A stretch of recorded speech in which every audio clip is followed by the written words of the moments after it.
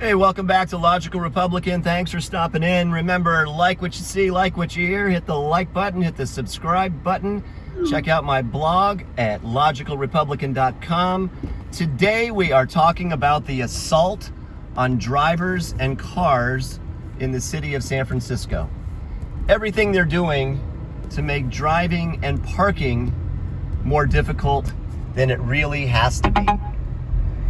And it's kind of funny because what's going on here started, it started years ago, but it really took shape during the pandemic when people couldn't go to work, and when they couldn't work and restaurants were closed and everything was closed, people couldn't get out and about.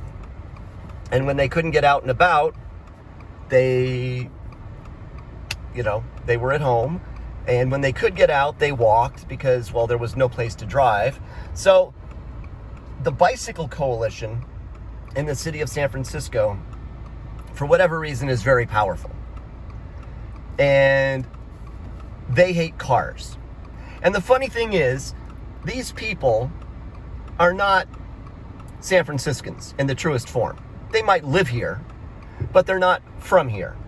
And they take their idealistic passions and they try and cram them down the throat of, natives, people that are from here. And in doing so, they kind of take over things, because a lot of San Franciscans, for better or worse, are kind of passive. So there are bike lanes everywhere. There are bus lanes everywhere. And there really aren't that many bike riders in comparison to car drivers.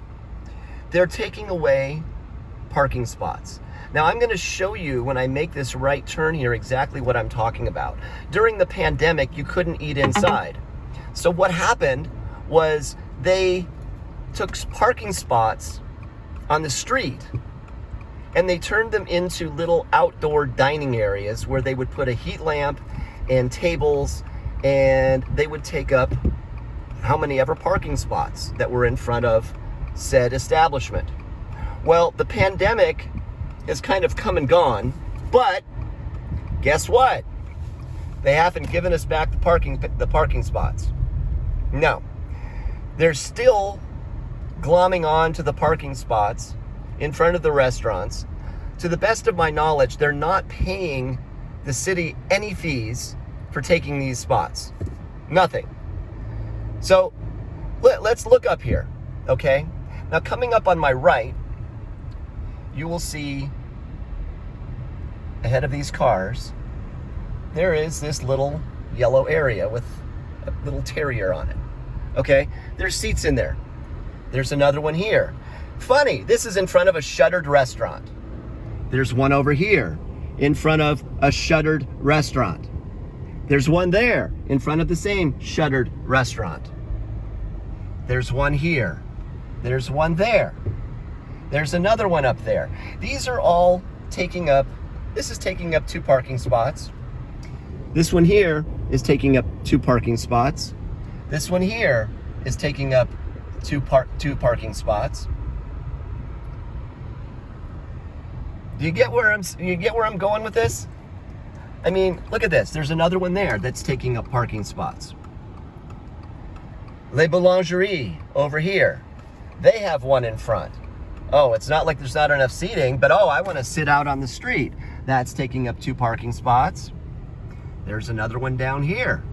This is taking up 1 parking spot. It's in front of a bakery that no longer exists. Coming over here, we're going to make a turn down Grove Street. So out of all of the street side dining areas that is generating no money for the city of San Francisco, probably 20 parking spaces are already taken. Here's another one. Nobody's sitting in there. There's a little gate. There's nobody in the restaurant. There's nobody sitting there. I don't think the restaurant is even in business anymore. But that hasn't stopped them. They're not tearing them down. The city isn't coming around making sure that they're taking them down. They're not giving back the parking spots. Another one up here on the left. It's a completely shut down restaurant, and they're taking up 3 parking spots. Unbelievable. There are these things called slow streets in San Francisco now. Now, a slow street is an area or a street where they put like pylons out to keep people from driving down the street so people can walk and saunter down the middle of the street. This isn't the country. We have sidewalks. The neighborhoods all have sidewalks. All of San Francisco is paved. There are no dirt roads. There are no dirt paths. There are no country roads. Everything is urban. It is concrete. It is a concrete jungle. But we have slow streets so people can walk their dog down the middle of the street. Okay. This is, again, it's all part of the I hate cars collusion bit with City Hall in San Francisco. And it honestly makes no sense. I mean, I don't quite get it. But it is what it is. And I don't know how we're gonna get past this. You know, we have so many people here, again, that aren't from here, that are now making the rules for the people that have been here. And it is very difficult, and it has always been difficult to drive in San Francisco, okay? Now, you might say, well, why do you need a car in San Francisco? Well, a lot of people don't work in San Francisco. A lot of people work or live where it's difficult to get from point A to point B, or let's say maybe it's not the safest to get from point A to point B, taking either public transportation, a bicycle, or walking. So they drive. Nothing wrong with driving. We're not in a horse and buggy society anymore.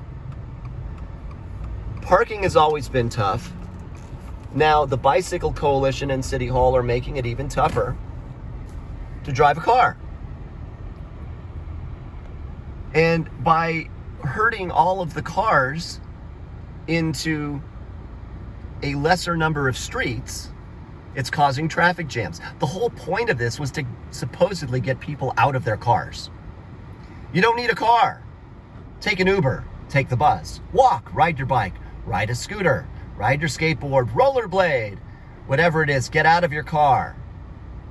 Okay. A lot of people can't get out of their cars. Case in point, I'm stuck in traffic right now. I'm not out of my car. I'm driving. I have to get somewhere. I have an Uber guy in front of me. How do I know he's got an Uber sticker in the back of his car?